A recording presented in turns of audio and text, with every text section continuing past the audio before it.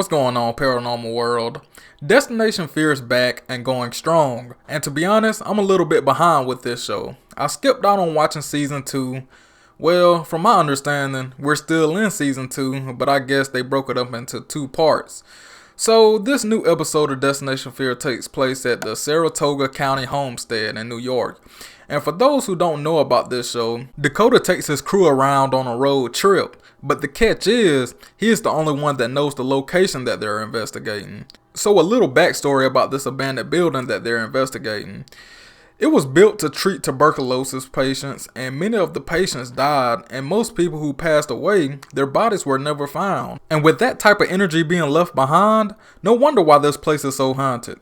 But a lot of people who trespass on the property have often seen apparitions and felt like they were being watched the whole time. And there's a lot of cold spots in certain spots in this place. And some people have reported that it felt like a whole bunch of evil entities ganging up and attacking them. But when Dakota and his crew went to lockdown, they captured an EVP.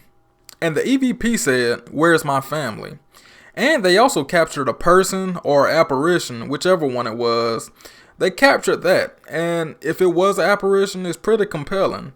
But one thing I've noticed about this show, at least with season 1, is that the locations seem to be haunted hospitals or a haunted prison.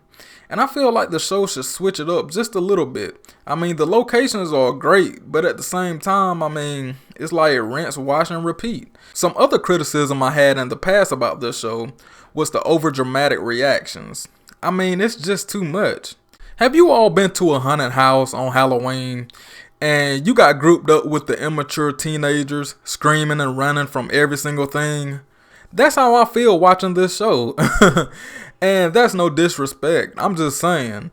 But furthermore, I think the structure of the show could be better. In a way, I feel like they could explore more historical facts instead of focusing on doing fun events. And specifically with this episode, they was out on the lake having fun and all that.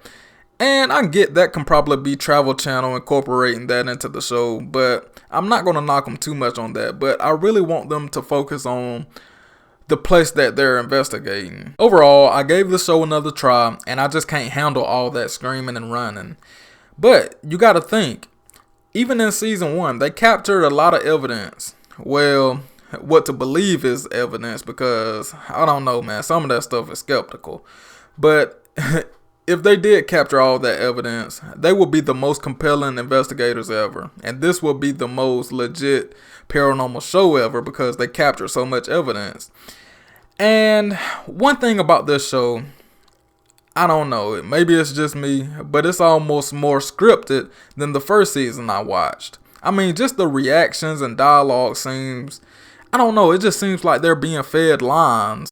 And another thing I want to touch on is how can you investigate a place when there are so many variables at play? Groups of people outside, animals, rain, all kind of stuff going on.